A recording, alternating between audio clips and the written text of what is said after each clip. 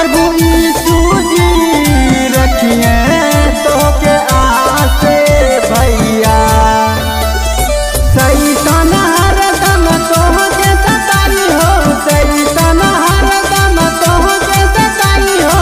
करो ना ए भैया शैतान के पूजाई हो, करो ना ए भैया शैतान के पूजाई हो, करो ना ए भैया शैतान के पूजाई हो।